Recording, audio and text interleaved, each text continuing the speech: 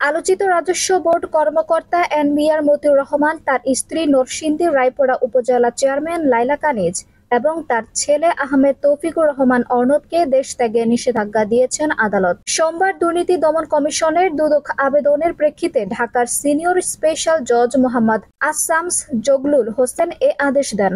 এদিকে এরই মধ্যে মতিউর রহমান দেশ ছেড়ে পালিয়েছেন বলে একাধিক সূত্রে খবর পাওয়া গেছে। তার ঘনিষ্ঠ একাধিক কাস্টমস কর্মকর্তা নাম প্রকাশ না করার শর্তে জানিয়েছেন, প্রভাবশালী সিন্ডিকেটের মাধ্যমে রোববার বিকেলে আখাউড়া স্থলবন্দর দিয়ে দেশ ছেড়েছেন মতিউর রহমান।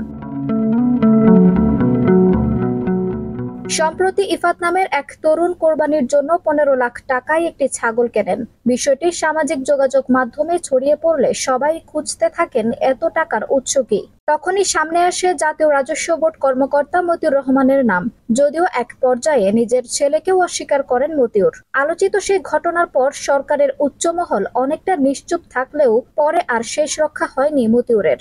এনবিআর এর পদ থেকে সরিয়ে তাকে সংযুক্ত করা হয় অর্থ মন্ত্রণালয়ের অভ্যন্তরীণ সম্পদ বিভাগে। রোববার সরকারের অভ্যন্তরীণ সম্পদ বিভাগ আইআরপি থেকে এ আদেশ দেওয়া হয়। এছাড়া মতিউর রহমানকে 2022 সালের 1 ফেব্রুয়ারি 3 বছরের জন্য সোনালী ব্যাংকের পরিচালক নিয়োগ দেওয়ার সুপারিশ করে আর্থিক প্রতিষ্ঠান বিভাগ। তবে ছাগলকাণ্ডের পরও এই পদ খোয়াতে হয়েছে তাকে। এর আগেও তার বিরুদ্ধে দুর্নীতির অভিযোগ ওঠে, যা তদন্ত করছে দুদক। আঞ্জুম হক আরবি, টাইম নিউজ ডেস্ক।